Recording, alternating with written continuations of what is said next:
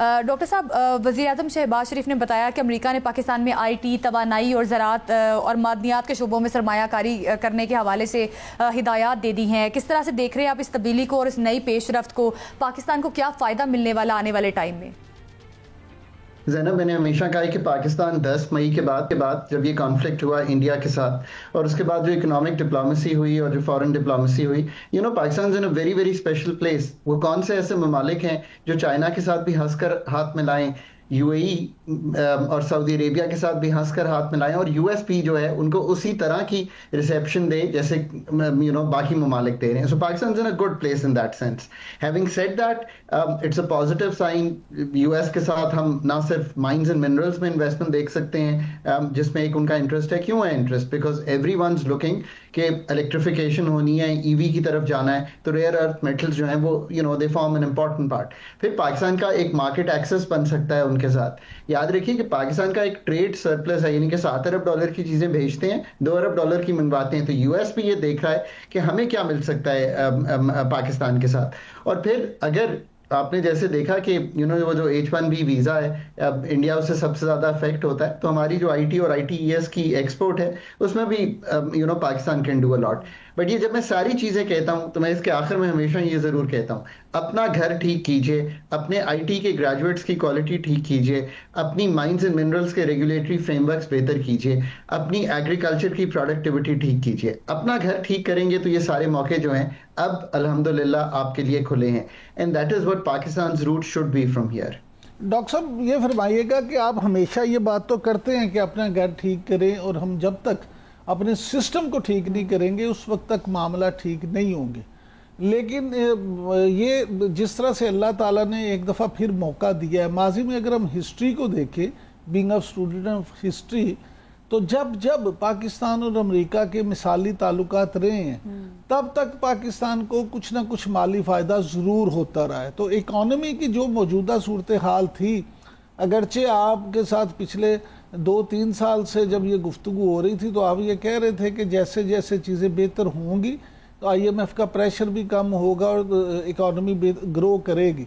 अब आप क्या समझते हैं कि एक तरफ तो यकीनन ये कुछ लोअर कुछ दो वाली पॉलिसी है, अमेरिका को भी अगर इस वक्त नज़र आ रहा है कि खित्ते में हम एक अहम रोल अदा कर सकते हैं, और ख़ास तौर के बाद दुनिया हमेशा दलेरों के साथ और जीतने वालों के साथ चलती है। तो मार के हक में कामयाबी के बाद हमने अल्हम्दुलिल्लाह ये भी साबित कर दिया कि खित्ते में हम जो है एक मजबूत ताकत रखने वाले लोग हैं।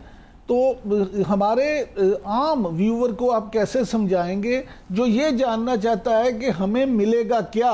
क्योंकि $1 मिलियन क्वेश्चन ये है कि ट्रंप की मुलाकात हंस के मिलना, इससे हमें क्या मिलेगा? तो आपने इमरान साहब इतने सारे सवालात एक ही सांस में कर दिए हैं कि हमें पूरा प्रोग्राम चाहिए इसको एक्सप्लेन करने को। So I try my best. America के साथ पाकिस्तान का एक ट्रांजैक्शनल नेचर का एक रिलेशनशिप रहा है, जिसका मतलब है कि हम अगर उनके लिए कोई सर्विसेज भी प्रोवाइड कर रहे थे तो एक ज़माने में कोलिशन सपोर्ट फंड से भी पैसे आ रहे थे। सो ये बात आपकी दुरुस्त है, मैंने तो इस जो बात आपने की है उसको सब्सटैंशिएट करके आपके सामने रख दिया। ये रिलेशनशिप जो करंट है, आई थिंक कि ये तब्दील हो सकता है अगर आप ये समझें कि आप IT और ITES की एक्सपोर्ट वहाँ करने चाहते हैं तो आपको क्या मिल सकता है। अगर एक ITES का स्टूडेंट 40,000 स्टूडेंट सालाना की बुनियाद पर ग्रेजुएट करते हैं, अगर वो अपनी क्वालिटी बेहतर करना चाहें तो वो उस रोल में आ सकते हैं कि जो एक्सपोर्ट है, दौर सिर्फ AI का, इनोवेशन का और जिसे आप कहेंगे ना IT और ITES की सर्विसेज का है, तो वो उस रोल में अपने आप को ला सकते हैं। पर ये ढाने के लिए भी पाकिस्तान का 40,000 ग्रेजुएट जरूर है, काम का 10,000 ही है उसमें से। अब जो बाकी 30 है वो जाया नहीं होगा। So what the government must do here इसके ऐसी पॉलिसी साजी करें। मैं अभी कुछ CEOs के साथ एक जैसे मैं कहता हूँ एक अपना माइंडसेट उनसे शेयर करता हूँ और उनसे इनपुट लेता हूँ समझने के लिए। तो उन्होंने कहा बूट कैंप्स कर लें, तो ये 40-40 दिन में इन बच्चों की सलाहियत को बढ़ाया जाए ताकि ये इस तरफ आ सके। सबसे पहले यंगर जनरेशन को मैंने हिट किया। दूसरा आपका देखें, IT को छोड़ें तो आपके पास जो दूसरी चीज आती है ना, वो आती है कि आपके पास इस वक्त भी $25 अरब एक्सपोर्टेबल कैपेसिटी है, अपनी जो आपकी टेक्सटाइल है। सो उनको चाहिए कि अब इस चीज को छोड़ दें कि गवर्नमेंट पे सस्ती बिजली मांग कर, मराहत मांग कर, वो अपनी एफिशिएंसीज को उस सतह पर लाएं, अपनी क्वालिटी को उस सतह पर लाएं कि ये जो 17 अरब डॉलर की एक्सपोर्ट है, इसको 25 के करीब विद द एग्जिस्टिंग मशीनरी, जो कि 1%, मैं रिपीट कर रहा हूं, 1% मार्कअप 10 साल के लिए 2019 में टर्फ के under state bank of Pakistan ने दिया। इसमें भी नहीं जाते कि वो ठीक था या नहीं ठीक था, मेनली 2.5 अरब डॉलर की टेक्सटाइल मशीनरी आए। सो दूसरी ये चीज कर सकते हैं। अब मतलब आपने सवाल पूछा, मैंने बड़ा आपको क्लियर इस चीज का जवाब दिया। पाकिस्तान के लिए ये चीज है कि जो ट्रांजैक्शनल रिलेशनशिप रहा है अमेरिका के साथ, उसको ट्रांजिशन करें into a more permanent relationship. आज खित्ते में जो अहमियत है इस मुल्क की, ना सिर्फ हम अपने तर्जुमान हैं, बल्कि हम तर्जुमान अपने एरिया के जो बाकी ममालिक इर्द गिर्द हैं, और मैं बड़ा क्लियरली समझता हूं उनके भी हैं। और दूसरा, हम जामिन बन रहे हैं एक तरह से कि हम मिडल ईस्ट की जो सिक्योरिटी है, हमने सऊदी अरेबिया के साथ पैक्ट किया, उस पैक्ट को भी इकोनॉमिक निगाह से देखने के लिए अपने घर को ठीक करें, अपने घर में अपॉर्चुनिटी बनाएं, अपने एग्रीकल्चर की एक्सपोर्ट को उनको करने के काबिल हों। तो 3 एरियाज जो लोगों को इंपैक्ट करते हैं मैंने आपके सामने रखे हैं। डॉक्टर साहब, मेरा अगला सवाल बिल्कुल यही है कि जो सऊदीया के साथ हमारा पैक्ट हुआ है, एग्रीमेंट हुआ है, मुआहदा हुआ है, और मोहम्मद बिन सलमान साहब का दौरा भी मुतवक्को है पाकिस्तान का, तो आप क्या समझते हैं कि इस मुआहदे के बाद पाकिस्तान को मुआशी तौर पे सऊदीया से क्या कुछ मिल सकता है? इमरान साहब, मतलब मेरे से आपकी जब भी बात हुई होगी तो ये एहसास आपने किया होगा कि I am a very realistic person based on हम क्या कर सकते हैं। 2019 में MBS साहब का दौरा हुआ था, हिज हाइनेस पाकिस्तान आए थे, 20 अरब डॉलर की गुफ्तगू हुई थी, और एक रिफाइनरी भी लगनी थी पाकिस्तान में। आज मैं खड़ा हूं 2025 में, मैं उस वक्त भी टेबल पर था तो मुझे मालूम है क्या गुफ्तगू हुई थी, और मैंने तब भी कहा था कि अमली जामा पहनाना एक बड़ी फर्क चीज होगी। मैं आज भी दोबारा कहता हूं कि to turn the defence pact into a more economic extend करना ये पॉसिबल जरूर है, पर अगेन इसके लिए अगर वो रेकोडेक में इन्वेस्टमेंट करना चाहते हैं, और ये जो टेथियम बेल्ट है, ये याद रखिए, it's a lucky country. Australia को वो कहते थे बड़ा लकी मुल्क है, मैं कहता हूँ यार यही माइंस एंड मिनरल्स की स्टोरी तो बलोचिस्तान में भी पड़ी है, पर 74 में रेकोडेक दरियाफ्त हुआ था, आज 2029 में पहला 1 अरब डॉलर की एक्सपोर्ट होगी। सो अगर ये वाकई है तो उसमें आप क्या कर सकते हैं कि सऊदी अरेबिया आपके साथ आगे चलना चाहता है।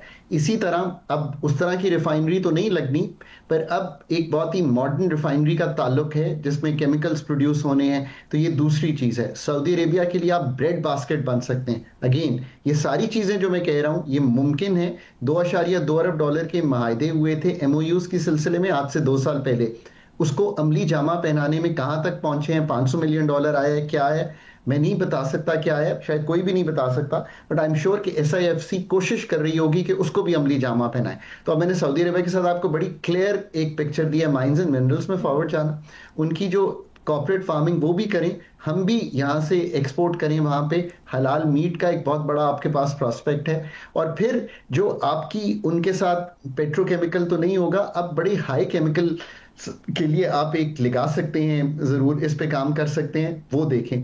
अगेन ये चीजें सब वही चीजें मांगती हैं कि public sector efficiency, public sector capability to turn all this into, जिसे कहते हैं ना reality, and private sector gearing up to do all this. ये है हार्ड टास्क। अगर 78 साल में हम इम्पोर्टेंट। अच्छा सर, एक सिर्फ मैं ये जरूर जानना चाहूंगा, क्योंकि आपने बैनुल अक़वामी मालियाती इदारों के साथ भी काम किया और पाकिस्तानी हुकूमत के साथ भी काम किया, तो अपने तजर्बे की रोशनी में हमें बताएं। मैं हमेशा आपके इस जज्बे की भी कदर करता हूं कि आप बहुत रियलिस्टिक होकर बात करते हैं, तो ये ज़रा बता दें कि आपको मौजूदा हुकूमत में और जो ज़िम्मेदारान हैं ब्यूरोक्रेसी में, उनमें कितना करंट नज़र आता है कि क्या वाकई ही वो ड्राइव कर सकेंगे और हम इससे कुछ हासिल कर पाएंगे? देखिए, पाकिस्तान के लिए पहली बात तो यह नादिर मौका इसलिए भी है कि IMF की इंगेजमेंट जिस मुल्क के साथ होती है उसको वक्त और स्पेस मिल जाता है। वक्त और स्पेस क्या है? $3-3.5 के ज़खायर थे, प्रोग्राम नहीं हुआ था, IMF के साथ एंगेजमेंट होती है, आज $14 के ज़खायर हैं, आप 17 की गुफ्तगू कर रहे हैं। बाकी सब चीज़ें छोड़ दें तो एक्सटर्नल पेमेंट की स्टेबिलिटी आ गई है, तो आपके पास बड़ी स्टेबिलिटी है।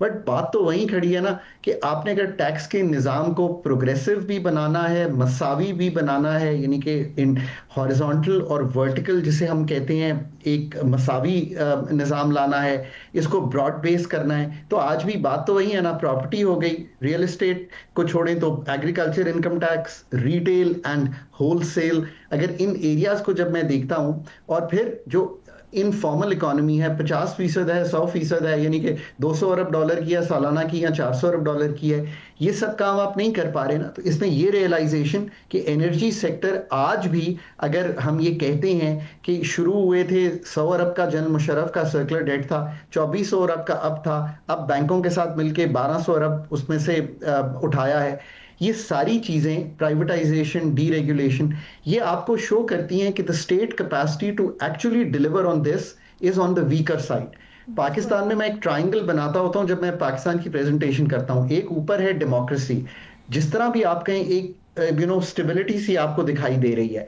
एक नीचे है लेफ्ट पे, जिसको आप एग्जीक्यूटिव कहें, military and the executive establishment, उसका एक स्ट्रॉन्ग प्रेजेंस है पाकिस्तान में। एक तीसरी साइड भी तो होती है ना मुल्कों में, जिसको हम आउटसोर्स करते हैं, जिसको कहते हैं टेक्नोक्रेसी।